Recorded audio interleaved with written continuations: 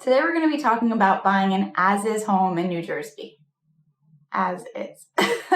So, like all real estate transactions, everything's a little bit different and every state's a little bit different. So it's always good to reach out to your local realtor or someone else like an attorney that you know and trust that can help you navigate some of these situations because they are a bit tricky and it's just good to know everything that you need to know up front so there's no surprises. So let's get started.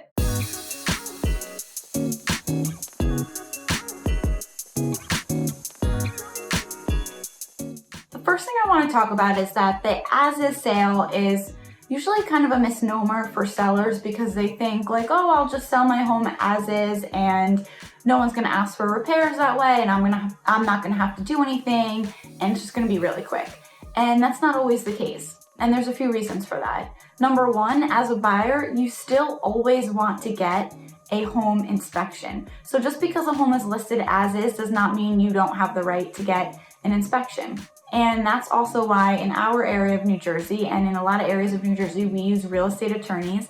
They add language to the contract. They add addendums to the contract in what's called attorney review, where it specifically says what the buyers want or are going to do or are expecting the sellers to do. And there will be a contingency that says the buyers are entitled to a home inspection. Now, let's make sure we all know what as-is sale in New Jersey means. It basically means that the seller is not going to be doing any repairs or expecting to be doing any repairs. We'll get to that later.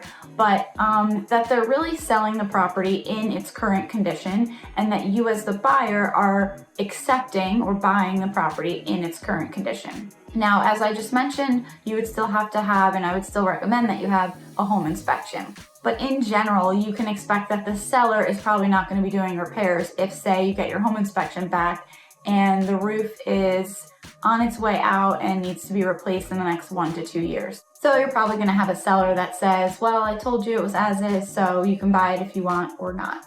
So during a home inspection, you'll have a certified inspector who comes in and looks at everything in the house. Now, remember that these people are generalists, so they don't necessarily know everything there is to know about HVAC systems or everything there is to know about a roof, but they're going to tell you basically like rough ages of things, if they're in working condition, if they notice anything like potential wood destroying insects and things like that, that can help you understand what you're buying so that if something comes up and you're not comfortable with it or it's going to be too expensive, you can get out of the deal. So even if you enter into a contract in an as-is sale and you do your home inspection and there's things that come back in there that you don't want to deal with, you can still get out of it. So that's why the as-is sale is a little bit of a misnomer because there's lots of things that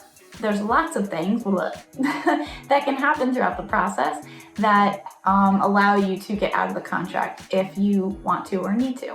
Also, as I mentioned, you'll have an attorney, so you'll use that person as your legal advisor because your realtor technically can't be your legal advisor, but that attorney is going to share with you what a lot of people have done in a similar situation and give you advice and suggestions about what you can do, but they're not going to make the decision for you. They give you all the information and then you go ahead and make the decision for yourself. Now, one thing I did want to talk about with the home inspection. So let's say you are buying a house as is and the inspector tells you that the roof is in fact really old and destroyed and needs to be replaced almost immediately. Now, depending on the size of the house, it can range anywhere from $5,000 to $8,000 plus, and you might not have that kind of cash on hand after you buy a house since there's a lot of money that goes into that process. So you might say, okay, well, let's see if the seller will do anything. Just because you're buying an as-is sale doesn't mean you can't go to the seller and say, look, I didn't expect this. Like, is there any way we can work through this?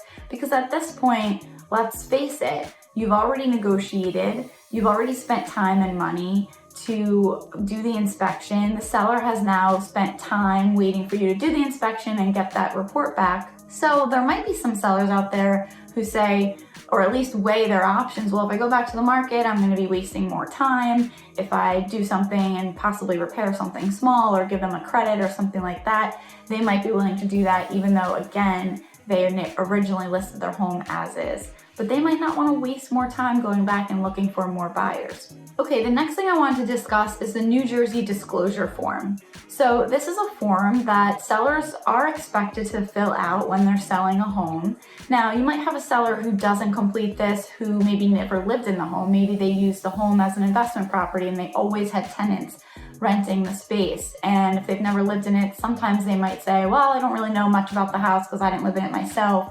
They might try to get away with not filling that out. But technically, we really try to get as many sellers as possible to fill that out and fill it out thoroughly, because they're required to disclose to you on that form everything they know about the house, the age of systems, if there's ever been any kind of water damage or HVAC system issues or electrical issues, or if the plumbing's really old, or if the pool liner needs to be replaced, or when the pool liner got replaced. There's all these sections on there that they are expected to thoroughly complete so that you can ask questions, and again, so that you can be aware, if you are going to buy the house, what you're buying and what types of issues you might be walking into when you finally close on that home. Now, along with your home inspection, you'll also do a couple other inspections, or you have the opportunity to do a couple other inspections. One is the radon inspection, which your inspector will probably do. What they do is they leave a little canister in the bottom level, usually the basement, and it's there for 3 days. They come back, pick it up, and they test it to see where the radon levels are.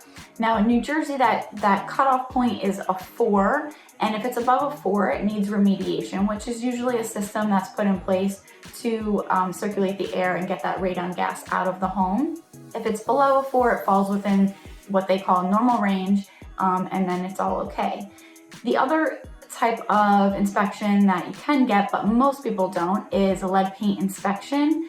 And that's for homes that are older than 1978, because before 1978, we didn't know that lead paint was bad, and now we do. So the thing is that you can get this inspection. The reason why people don't usually get the inspection is because if the home is older than 1978, there's a strong chance that if you peeled enough layers of paint back in the home, you would find some lead paint. Now, if left untouched, it's not a problem. If you are scraping off pieces of your wall and eating it for dinner, then please call me, because I can help you get healthier meals. But also, it's just not very likely that we're peeling off paint like that and that we're eating it. Of course, it can be an issue with little people and infants, things like that we want to be careful of, but in general, it's not so bad. And like I said, many, many homes have lead paint in them. So a little bit of a morbid topic, but another thing that people do have to disclose is death on the property if it was a result of something that was wrong with the property. So let's say the basement stairs were in disrepair and someone fell down the stairs and hit their head and died. That has to be disclosed on that New Jersey disclosure form. But let's say maybe there was a death by suicide on the property. That does not need to be disclosed. So there's a lot of rules, and again, I can help you, and an attorney can help you kind of navigate what's expected to be disclosed, but here's just the basics of what sellers are expected to share with you when they're selling a home as is. Okay, so let's say you get the home inspection back and there's all this stuff that you didn't know and you don't want to deal with, or you don't have the money to put into the repairs. There's a couple of things that can happen. The reason that you have that attorney is so that they can write into the contract that if you get an inspection and something comes back that you don't want to deal with, and you and the seller can't agree on some sort of compromise, that you can get out of the deal. And if you've already sent in what we call the earnest money deposit, you get that back. And that's what that period of time is called, the inspection contingency. So let's say something comes back, like the roof does need to be replaced, and you say to the sellers, all right, well, I'm not gonna buy it now because I really can't afford a new roof right now, so I guess we have to walk away. The seller could come back and say, all right, even though I said as is, like, I really want to get this deal done. I don't wanna go back to the market. I don't wanna deal with another buyer. So they might say, all right, how about I give you X dollars towards closing costs, so that it kind of eliminates a little bit of what you have to show up with at the final closing table, and kind of gives everybody a little bit of a win, but maybe not a full win. It allows the deal to still go through, you still get the house, you get a little bit of money off, and the seller doesn't have to worry about going to the market again. One more thing I wanted to discuss with this is the certificate of occupancy. This is when the seller goes to the town and says, I'm selling my property, and town comes in and just does like a quick inspection to say like, okay, we certify that this home is habitable and we allow you to transfer the property to a new owner. Now, let's say you're buying a property that is like totally gutted and can't be lived in. That's a whole nother story you can definitely ask me about directly, but normally we can get a certificate of occupancy. If there's something majorly wrong and that's why the seller is selling as is, then you'd have to probably get a temporary CO, in which case the town would then expect you within a certain amount of time to come back as the buyer. Now, once you have the property, to come back and re-inspect and get an official certificate of occupancy.